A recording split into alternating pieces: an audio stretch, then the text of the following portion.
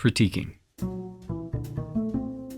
Human beings are intrinsically bad at critiquing artwork, and I stand by that statement. I think we're naturally very bad at it. And when I started teaching graphic design, illustration, etc., I suddenly realized that I had been taught how to create art and I had professional experience in creating art. But suddenly I had a bunch of students who needed their work graded. And nobody had ever really taught me how to critique. And so I had to learn on the fly how to criticize artwork and criticize it well in order to help students grow. But what I have learned is that critiquing well has greatly increased my ability to enjoy artwork and has increased my ability to pull valuable information out of artwork to improve my own work. But here's the thing. Yes, learning how to critique has had a lot of good utility for me in terms of teaching. But here's the extra thing that people frequently do not believe me when I tell them. Thanks to what I have learned about criticism, I enjoy artwork more than I ever did before. Learning how to critique well did not make me more discriminating, as in I like less things than I did before. Instead, it has actually made it where I can find things of value in artwork where previously I would not have seen or noticed them. And that is not to say that I have stopped applying negative criticism to work. I probably do that even more now than I did before. It just doesn't become the way that it once did, such a binary outcome of this is a good work or this is a bad work. Critique for me is no longer in the form of do I buy a product or not, or do I go see a movie or not, but rather when I'm experiencing a piece of artwork, a story, a visual, I treat it like exploration. And I glean so much more from it now than I used to, and I am so much happier now in my interaction with artwork than I used to be. I think one of the reasons why people don't necessarily trust me when I say these things is because constantly people are coming to us and they're saying stuff like, if you do all the changes that I have done, then you will be happy, and all you have to do is buy this list of products. I think naturally we're suspicious of that, but I have nothing to sell you. Instead, this is a way of treating art, of examining art that has made me a better artist and has greatly increased the amount of enjoyment that I get from artwork and the meaning that I see within art. So let's talk about why people are bad at it first. 3 reasons why people are bad at critiquing artwork, because YouTube videos have to have lists and numbers. And then I'll give you a couple of ways of changing your thinking about critique so that you can critique better. And then we'll talk about the actual process of critique, giving you a template that you can use in looking at artwork to glean the most from it. So let's do that. The number one reason that people are intrinsically bad at critiquing artwork is low self-esteem. People are naturally very vulnerable, especially in a social situation. This is something that's built into us because it is quite useful socially for you to be cognizant of the way that people think of you. Obviously, you can have an excess of this. It's one of those things that's meant to be balanced, but you can have an excess of this, and the vast majority of us do when we're very young. If you just imagine a context where you walk up to a high school student, at random, just pick one randomly, and say, "You are the ugliest person I've ever seen in my life." Not only will that crush them emotionally and spiritually, but they will remember this for the rest of their life and tell their grandchildren about it. This is the human condition that we are in. We feel vulnerable about ourselves. As a result, human beings tend to seek out opportunities to elevate their sense of self. And a lot of times this can come at the expense of the truth. If you've ever had a friend who likes to debate, but doesn't really seem interested in actually what is true or curious about the reality of something, but simply wants to win the argument, this is frequently a consequence of self-esteem. In the same way, if you find someone who critiques a piece of artwork, a piece of entertainment, for that bit of emotional boost that you get from saying that something is bad, you feel a little bit better about yourself. This is less about the work, it's more about the person who's making the criticism. And this is not a subset of people. All of us are guilty of doing this at one time or another. It's most easily and often done with the works of people who are far away from us. So we do it with popular media all the time. We do it with the works of people who aren't in the room with us to talk. And that's usually when we're the most eviscerating. Although you will see this on the internet from time to time, somebody coming in with an absolutely scathing review of someone's artwork. And in those situations, it is rarely about the artwork itself.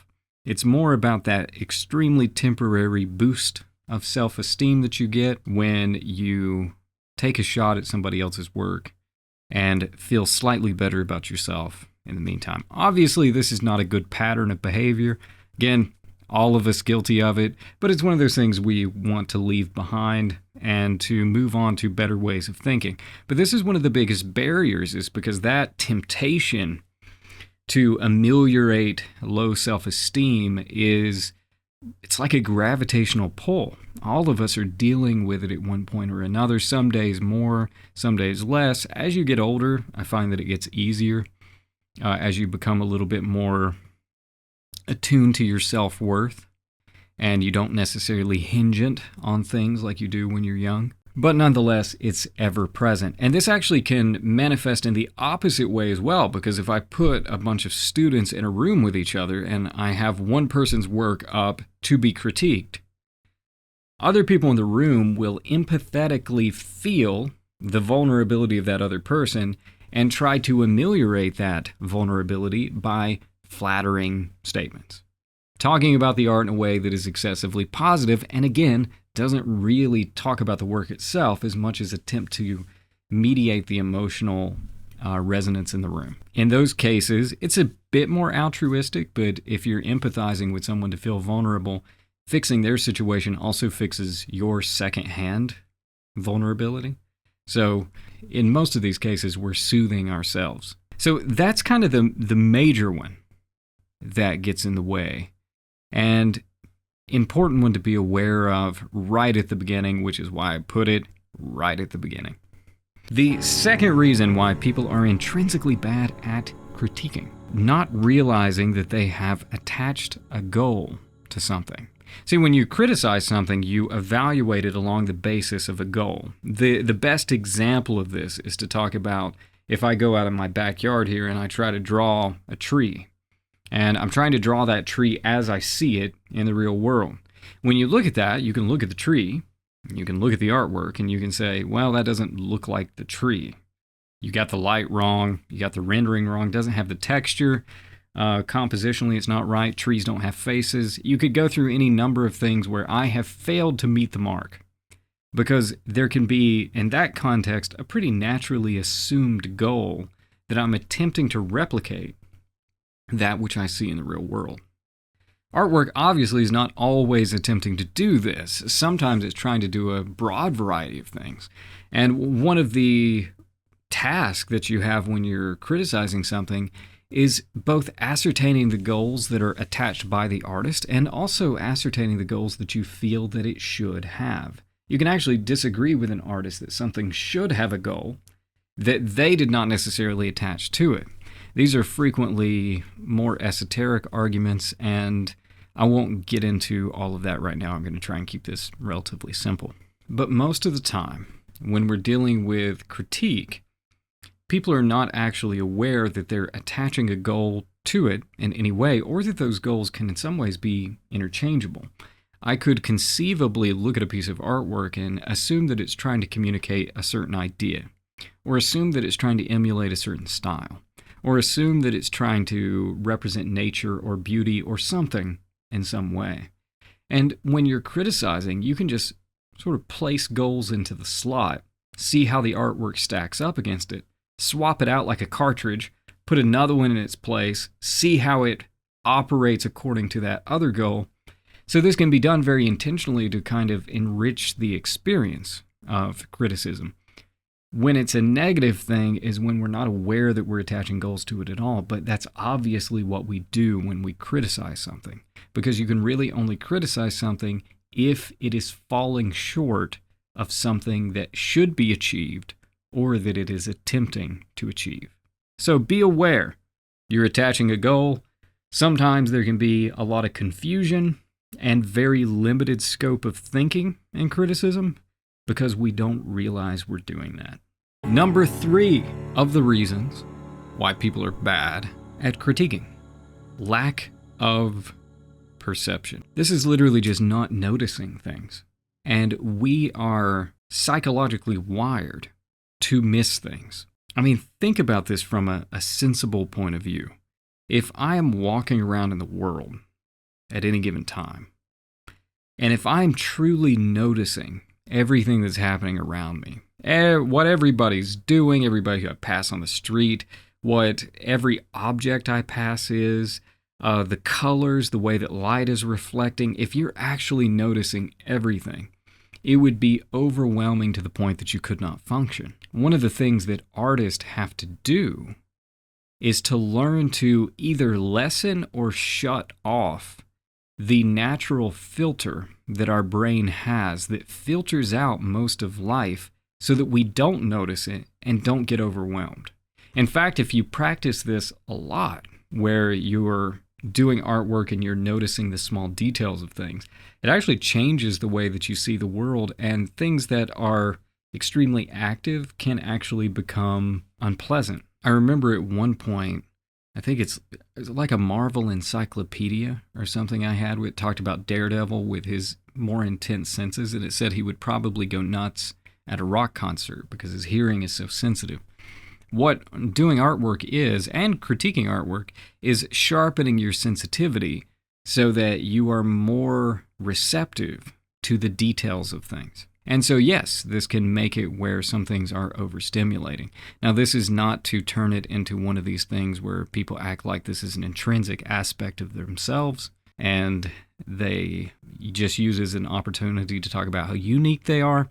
This is a skill really anyone can learn just by critiquing art, doing artwork. You become more sensitive to these things. So one of the problems that we have when it comes to critique is we don't naturally have the perception that is necessary to notice everything. I'll show you an example. Let's look at a piece of artwork. We'll look at Apollo and Daphne by Gian Lorenzo Bernini, the 17th century Italian sculptor. Now, if you look at Apollo and Daphne, you'll see that this is a depiction of a man chasing a woman, and she is in the process of turning into a tree. So her hair, her fingers, they're becoming leaves up at the very top of the frame that you have here. Obviously, this is a sculpture and you can walk all the way around it, but we're looking at it in photos, so we're not going to do that. So boy chases girl, girl changes into a tree, but as you look closely at it, things start to emerge, but it takes time to examine.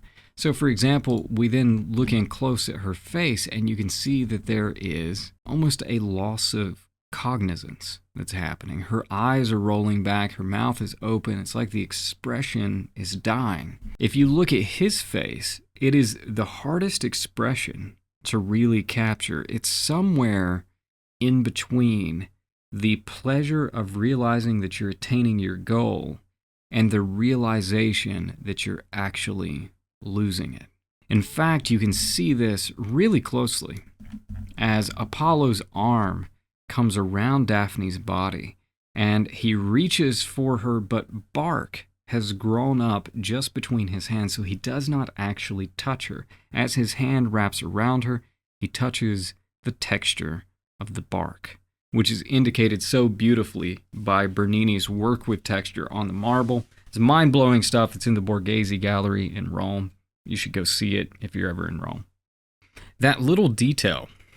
I take students to Italy every couple of years, so we go see the Apollo and Daphne sculpture more often than not. And frequently, a large number of the students don't notice that element of the hand not touching the body, but touching the bark instead. It's an absolutely gorgeous and distracting sculpture because there's so many tiny things that you can fixate on. Like if you look down at the bottom, you can see how her toenails are turning into roots and attaching to the ground. It's just phenomenal stuff from Bernini. But when you notice that element of the hand not touching the body, it changes the themes that manifest from the work. It gives you an extra interpretive device for the artwork, but it's subtle. It's something you don't really notice. And so a broad perception is extremely important for recognizing the value within artwork, but it is a developed skill. It is not something that human beings are naturally good at, and if someone has a particular talent for it, that just means that they adapt to the task more quickly than other people. No one is born doing this. It is learned. So what we have to do in order to counter this is to study art, spend a lot of time looking at art, spend a lot of time reading literature, spend a lot of time looking at nature. See, these three things, they create a reality for human beings where the deck is stacked against us with seeing art in all of its glory. You can really only see a sliver of it. It's through a glass darkly. There's a hiddenness to the value of art because we are not naturally geared to put our self-esteem aside, recognize that we're attaching purpose and philosophical goals to things, and then have a broad enough perception to really notice everything we're seeing. We're not geared towards that. And that's why art is really something that is like pearls before swine. If you're not familiar with the phrase, you can find that in Matthew 7 and 6. It's in the Sermon on the Mount, when Jesus says that you should not throw pearls before swine or give what is sacred to dogs, because what they will do is turn their nose up at it, and then they will come and they will kill you. The idea being that animals do not care about the value of objects. What they want is what they want, and that's going to be the thing that they attempt to take. With human beings, art is something you have to learn to appreciate. You can oftentimes see the value in it at a basic level, but we're very prone to twist that value to something to our own advantage. We take what we want, a little boost in self-esteem or a little bit of pleasure. That's what human beings are typically geared towards. So it requires some work on our part. However, it's a little more forgiving than just the pearls before swine concept, because usually there is something of beauty that even the least experienced art observer can find. So it's not quite that harsh. And that little bit is the thing that keeps you coming back and attempting to understand art more. So how to critique well? First of all, two things that you should alter about the way that you think. I mean, you can look at the three principles I just gave you as to why people are bad at critiquing artwork, and you could work somewhat from that. But here's two things that are, I think, relatively clear advantages, clear paths to take if you are attempting to critique art better. One of them is that you should treat critique like exploration. Basically, you're going in search of something good. And that sometimes will ruffle people's feathers a little bit because it makes it sound as though you're ignoring the bad in order to go looking for something good. But actually, one enlightens the other. So if I go into a piece of artwork and I am searching for the things about it that are good, a lot of times you will see what a piece of artwork could have done if not for its shortcomings. So it tends to enlighten its negatives somewhat. However, it also has the effect of, if you are looking for good, you will find more of it. And this is one of the things that I think people struggle with. Goodness in artwork isn't rare. It's actually really common. And I think there's something in us that believes that shouldn't be the case, that there should be something really rare about goodness in art. But most people, if they set out to create a piece of artwork, they will find something of goodness to represent on the canvas. And they may have a ton of bad on there as well, but they still did secure something that is related to an intrinsic good. Something about the way they handle color, the way they handle composition, maybe something about the content or the message itself. Maybe some kind of theme is evoked. But beyond even just the therapeutic value that people ascribe to art, of it feels good to make it, no, on the canvas itself, the work itself, whatever that canvas is, which could be a ton of different things, people will capture something good. With student work, I cannot think of a situation in 10 years where I haven't found something that was done well, even if I had a lot of stuff to talk about that was done poorly. Even if there was a lot, there were still some things that were done well. And I'm not making those up. I'm not inventing them.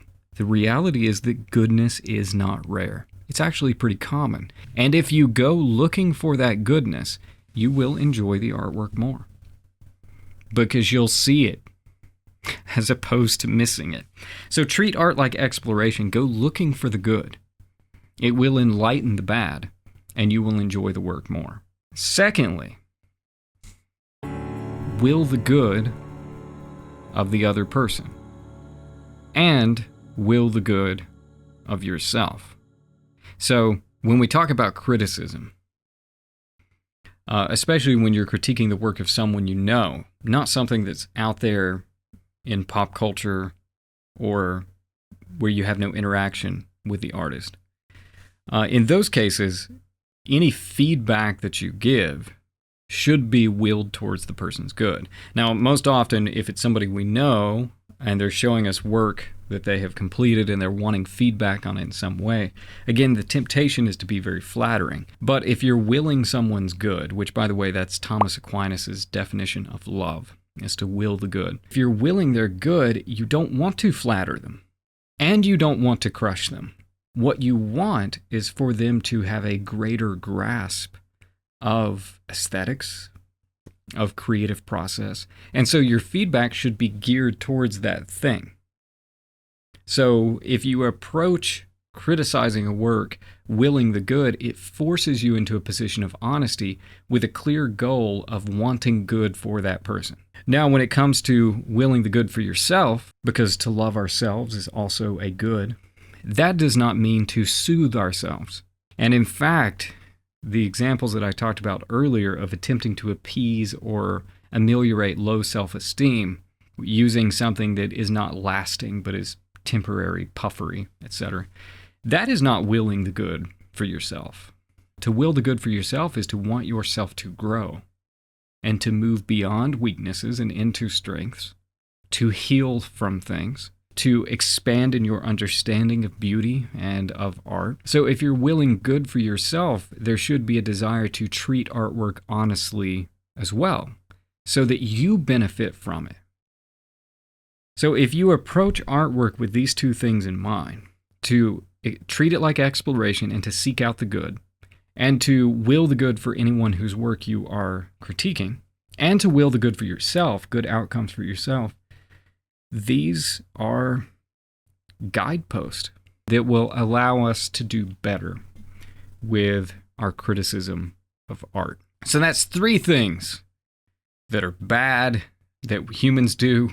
That's 2 things you can do that are positive. Now let's examine what the process of critique could look like. And we'll use some artwork as an example. All right, I'm just injecting in here because I've been getting contacted by companies wanting me to do ads in these videos at this point, which it feels like the channel is kind of small for that, but to each their own.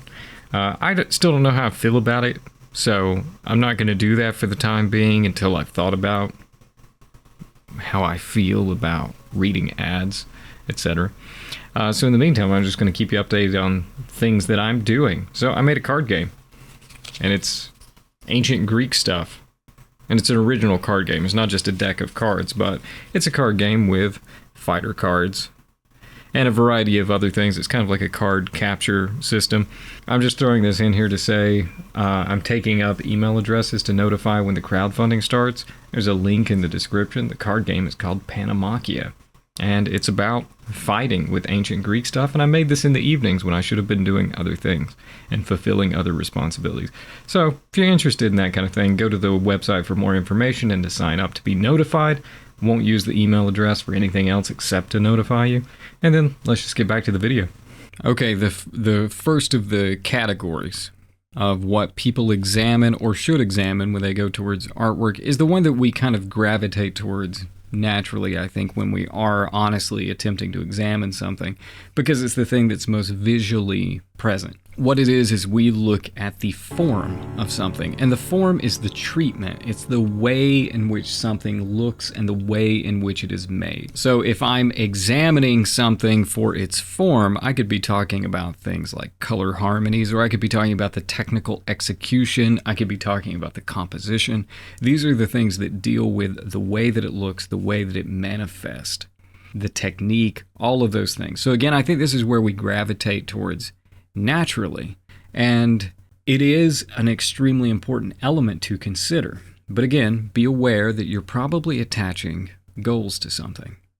So let's take an example.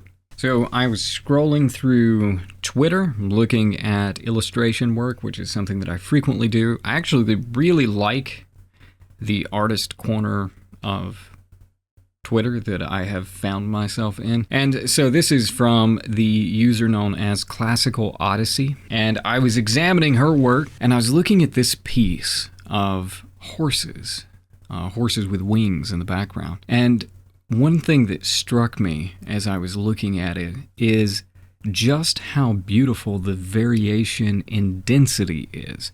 So, of course, you're going to have a variation in light and dark, but the way in which this is drawn, so the technique that is being used to draw it, is a kind of close hatching. So really, we're dealing not so much with literally darker or literally lighter, but rather the density of lines which create the chiaroscuro, the light and the dark. And it has an added effect in the way that it's being used by Classical Odyssey to shift the eye from one place to another within the piece, because it's creating a hierarchy. Some elements are recessive, they drift into the background, and some elements are dominant and they push forward. And the way that it is positioned in the frame, the center of the frame, is softer, it's less dense, it's more sparse. That's so unusual that I loved it. I absolutely loved it. Now, on another piece by the same artist, you actually get something that's a little bit more conventional, but the same technique can be seen to be applied. Here, the density is stronger in the center, and so this figure feels almost like a column standing, and the density of lines creates a darkness that runs through the center of the figure, but it softens around the edges. The density is lost. So, for example, the wolf, the density is considerably less on the whole than what you see on the figure. And so it's almost like a fading out from the edges. But you can actually see this up on the back of the neck of the figure and a little bit on the face. And, of course, the back of the cape here, where it's softening. The density is lessening. And so it's almost like that figure is emerging from light in the background. I think you can see how that density shifts and it moves. Objects are not consistent in their density by the seal in the background, where on the left it's far more sparse than it is on the right. And even down at the bottom, where we have a stone platform upon which the figure stands, to the left is more dense, to the right is not. So there's a gradient that's taking place. It kind of shifts and moves around the canvas. I love this technique. It's being used in the work of Classical Odyssey in a way that is particularly pleasing. And so I noticed it, and I want to examine it more, because even though this isn't a technique that's been invented here, obviously creating various density with lines is one way that has been used for centuries of allowing ink or pencil to create very realistic values. But there's something about it that's rather unique.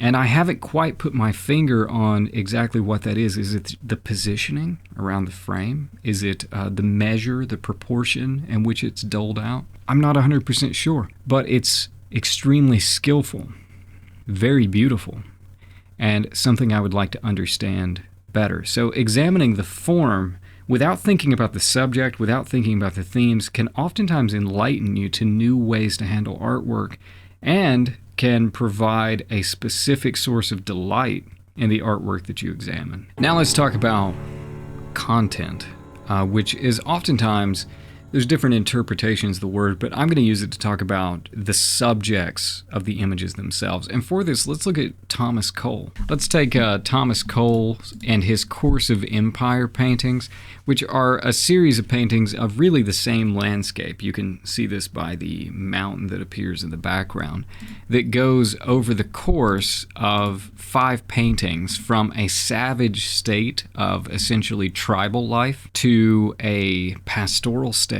and then an empire state, and then warfare, and then desolation. So it runs through this chronology of a singular place and the way human beings interact. So if I look at this in terms of subject and content, I could watch the way in which the human beings develop over the course of these paintings. You know, I could look at the specifics of things like the way they handle architecture and the way in which they handle fire. These are all kind of first level concepts. A good example of this is the fire itself, because if I look at the savage state, we have essentially a tribe colony over here with fire, and the people are kind of dancing around it, but everything feels a bit wild, doesn't feel controlled. If I then go to the next one, the pastoral state, and look way off in the background, I can see that there's almost like a Stonehenge representation, and inside it the fire is contained. So we can see the fire a bit, but really it's the smoke emerging from it, and everything feels much more calm and controlled.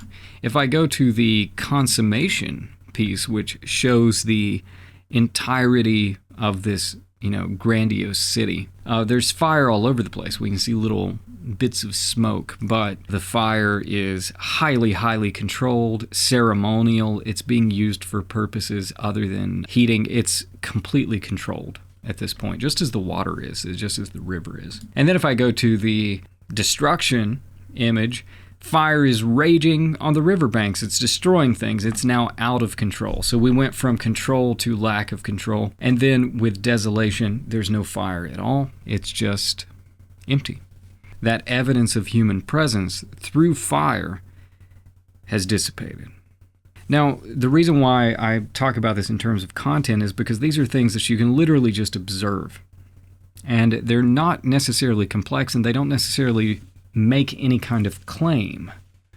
I could interpret this in a way that makes some sort of claim. I could take that information and interpret it, but that's for a different stage. All I'm doing here is just looking at what I see and just calculating it. Now, I could do that with any number of things. I did it with fire. I could look at the way the people are behaving. I could look at any huge number of variables and see how they play out over the course of these 5 paintings. But this is what I'm talking about in terms of content. Evaluating what's happening, literally, within the frame of a painting, of a film, etc. And then I could use that information, both the form that I've examined and then the content that I've examined, and I could then start to look at themes. What's emerging from the work when I examine this? With Thomas Cole and his course of empire paintings, I could think about the way in which human beings have a sense of control of things, but then frequently in conflicts with each other, that sense of control is lost. Or this kind of inevitability, the temporary nature of control that we have, which eventually nature overwhelms and takes over. I could start drawing themes like crazy about the relationship of man to nature, the relationship of human beings to human beings. I could pull interpretation after interpretation after interpretation, but it's based on the observations from the form stage and the content stage. And so you have to do a lot of examination to really reap the most out of themes. Let me give you a favorite example of this from a very different kind of artwork. The greatest video game ever made is The Legend of Zelda: Ocarina of Time. I played that game so many times since I first got it. I think me and my brother bought it in 1999. And I've beaten that game more times than I'm probably willing to admit. There's a scene at the end where Link goes and he returns the Master Sword to the Temple of Time. And then he puts it on the pedestal. He's a little kid again. You know, you spend half the game as an adult. He's a little kid again. Navi, the fairy, just kind of flies up and off, leaving Link behind. And then Link turns around and leaves, having traveled back into the past, where most of what he does through the course of that game is either unknown to the people of Hyrule or totally forgotten. He walks off screen while the bells toll. That always hit me really hard when I was a kid, because Link was essentially moving into the realm of being an unknown, behind-the-scenes hero. No one appreciated or revered him for the things that he did. I mean, I had to beat so many bosses with Link, and so many temples, and yet no fanfare, really, at the end of the whole thing. You then attach this to other things that you notice about form and content within the video game itself. The fact that Link never speaks throughout the game. All you ever get is a ... The fact that he's being required to do something that really isn't his responsibility at all. It's just random orphan in the woods who now has to save the world that he did not get into jeopardy to begin with. Brings you to that ending moment, and you start to think about all the people that we have relied upon in that same form. We don't know their names. We don't know what they sacrificed, and they probably never should have been forced to sacrifice it at all. But yet, it happened. It doesn't matter what kind of artwork you're engaging with. The form and the content will provide information that you can use to then draw upon themes, beautiful themes, life-changing themes, things that direct us towards higher goods. And that brings us to the very last thing that you can look for, which is connections. Artwork is connected to things. There are echoing concepts throughout human history. If you look at one piece of artwork, you will see a reference to another, because what human beings work with, what we use and what we experience, is not actually radically different than what people throughout history have experienced and lived through. They're echoes of the same, because our lives are still similar in many ways, and the emotional tools that we use to navigate life are the same emotional tools that people use to navigate life throughout history. That's why I can find connections between the video games that I love in my childhood and now, and the Renaissance art that I love in childhood and now. The ancient literature, the Iliad and the Odyssey and the Aeneid, three of the finest things that were ever written, and then the Divine Comedy, which might be the finest thing that was ever written, any work of fiction at the very least that was written. Truly remarkable work. There's a phrase, and this is in Latin, and somebody will probably get on me for either pronunciation or saying something wrong, emphasizing wrong, but it's homo sum humani nihil ame alienum puto. The translation being, and this is from Terentius, the Roman playwright, I am man, nothing human is alien to me. If another human being experiences something, I have a shared connection to it by the virtue that I am human as well. It doesn't matter how different their life experience is, I can connect to it on some level. So even if it's in some way beyond my experience, it is not alien to me. It is something that I can relate to in one way or another. And so art, the themes that we look at from the form and the content of a piece of artwork, lead us to connect to things both in our lives and in the lives of other people and of works of art throughout history. And it bridges connections. This is probably the single greatest pleasure that I draw from artwork is when I look at it and I see something reverberating that is true, that I can see pop up all throughout history. And this makes me want to pursue art history all the more. It makes me want to read more literature because I want to see those connections emerge. There are few concepts as depressing as the notion that we in the present have no connection to the past, and the things that we make are cut off from the past. That's a horribly depressing thought, and it is utterly false. So don't make the mistake of thinking that way. Instead, go to art looking for the good. Go to art willing the good of others and yourselves. Look at the form and the content and see the themes that develop, and then look for the connections between artworks past, artworks present, both the popular stuff and the esoteric stuff that is elitist, whatever. You can read comic books and you can find tremendous themes that you can connect to with literature. But steep yourself in really good stuff from the past, and you'll start to, I think, soften in your perception of, well, the perception that's common in the modern world that we are the end of the line of history. And history has stopped with us. It's no longer changing.